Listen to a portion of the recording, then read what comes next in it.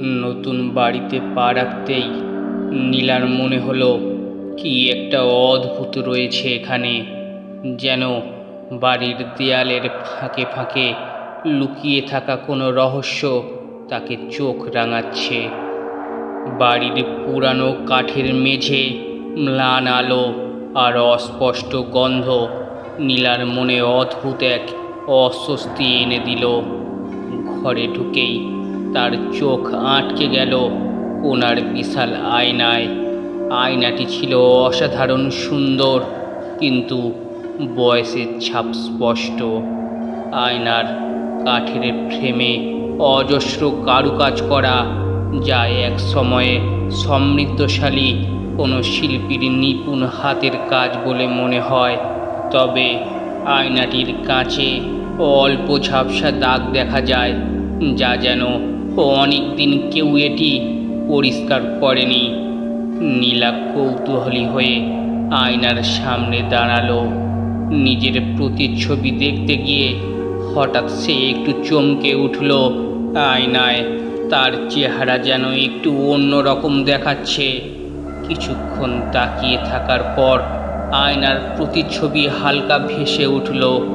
নীলার মুখে তখনও তেমন কোনো ভাবান্তর হয়নি, তবুও আয়নার প্রতিচ্ছবির সেই অস্বাভাবিক হাসি স্পষ্ট হয়ে উঠল।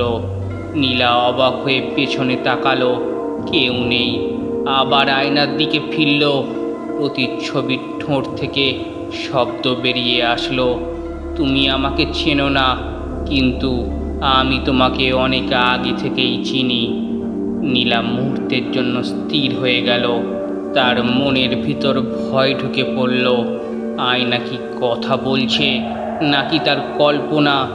কে তুমি? কাঁপা কাঁপা গলায় নীলা প্রশ্ন করল। প্রতিচ্ছবি ধীরে ধীরে স্পষ্ট হলো। সেই প্রতিচ্ছবির চোখে ছিল অদ্ভুত এক আলো।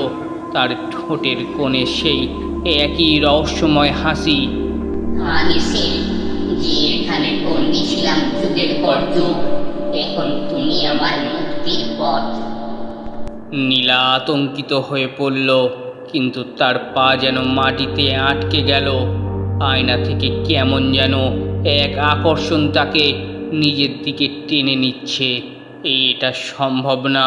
নীলা নিজেকে বোঝানোর চেষ্টা করল। প্রতিচ্ছবি আবার বলল, মুক্তি পেতে হলে তোমাকে আমার জগতে আসতে হবে।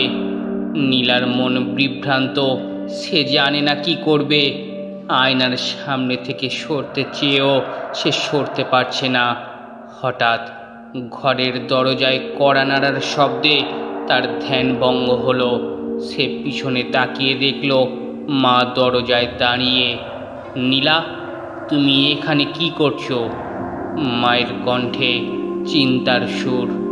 কিছু না মা। নীলা চেষ্টা করল স্বাভাবিক হতে।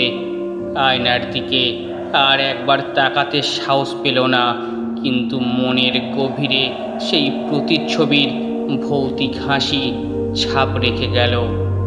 দিন কেটে যায়, আর নীলা মাঝে মাঝে লক্ষ্য করে আয়নার সামনে দাঁড়ানো তার অভ্যেসে পরিণত হচ্ছে। প্রতিদিন রাতে যখন ঘরের সব আলো নিভে যায় এবং সবাই ঘুমিয়ে পড়ে, তখন সে আয়নার দিকে যায়। একদিন রাতে যখন সারা বাড়ি নিশ্চুপ ছিল, নীলা আয়নার সামনে দাঁড়িয়েছিল। কাঁপা কাঁপা হাতে আয়নার দিকে তাকিয়ে সে প্রতিচ্ছবির সাথে কথা বলার চেষ্টা করল। আমি এখানে থাকবো না, তোমার কথাগুলো আমার ভয় দেখায়। নীলা বলল, ভয় পাওয়ার কোনো কারণ নেই, আমি শুধু তোমার সাহায্য চাই। তুমি যদি সাহায্য করো, আমি মুক্তি পাব। নীলা মনে মনে সিদ্ধান্ত নিল, তাকে এই রহস্যের সঠিক উত্তর খুঁজে বের করতেই হবে। কিভাবে তুমি মুক্তি পাবে? সে প্রশ্ন করল। আমার মুক্তির জন্য তোমাকে এই আয়নার সাথে একটি চুক্তি করতে হবে। তুমি যদি আমার সাথে চলে আসো, তাহলে আমার সব কষ্টের অবসান হবে। প্রতিচ্ছবি বলল। নীলা আতঙ্কিতভাবে ভেবে দেখল সে জানে না এই চুক্তি কি পরিণতি নিয়ে আসবে, কিন্তু প্রতিচ্ছবির কথাগুলো অদ্ভুতভাবে তাকে আকর্ষণ করছে।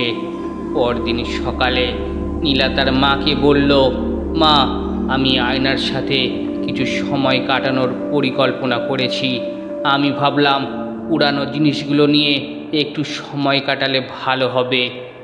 মা কিছুটা অবাক হলেও নীলা তার এই নতুন শখকে সম্মান জানিয়ে সায় দিল। রাতের অন্ধকার আবার ফিরে এলো। নীলা আয়নার সামনে দাঁড়িয়েছিল। প্রতিচ্ছবি আবার তার সামনে উপস্থিত হলো। তুমি প্রস্তুত? প্রতিচ্ছবি প্রশ্ন করল। নীলা গাঢ়ভাবে নিঃশ্বাস টেনে বলল, হ্যাঁ, আমি প্রস্তুত। প্রতিচ্ছবি একটি মিষ্টি হাসি দিয়ে বলল, ও অসাধারণ, এবার আমাকে অনুসরণ করো। নীলা আয়নার দিকে আরও গভীরভাবে তাকালো। হঠাৎ করে সে অনুভব করল আয়নার কাছে একটি শক্তিশালী টান তাকে দিকভ্রষ্ট করছে। তার শরীরের প্রতিটি কোষ যেন এই আকর্ষণে মন্ত্রমুগ্ধ হয়ে গেছে। এটা কি হচ্ছে? নীলা ভয়ে চিৎকার করল, আমার জগতে প্রবেশ করতে হবে, তোমাকে নিজেকে হারাতে হবে। প্রতিচ্ছবি বলল। আয়নার কাঁচের ভেতর থেকে একটি ঝলক দেখা দিল, আর নীলা অনুভব করল যে সে নিজেকে সেই রহস্যময় জায়গায় প্রবেশ করেছে যা প্রতিচ্ছবি বলছিল। পর্দার অন্তরালে নীলার চোখে অদ্ভুত দৃশ্য উন্মোচিত হতে লাগলো। এই নতুন জগতের অন্ধকার, অদ্ভুত আলো আর অচেনা প্রতিচ্ছবির মাঝে সে যেন হারিয়ে যাচ্ছে। আমি কোথায়? নীলা কাঁপা কাঁপা কণ্ঠে বলল। প্রতিচ্ছবি মৃদু হেসে বলল, তুমি এখন আমার জগতে, এখানে আমার সঙ্গী হতে হবে। নীলা বুঝতে পারল যে তার জন্যে কোনো ফিরে যাওয়ার রাস্তা নেই।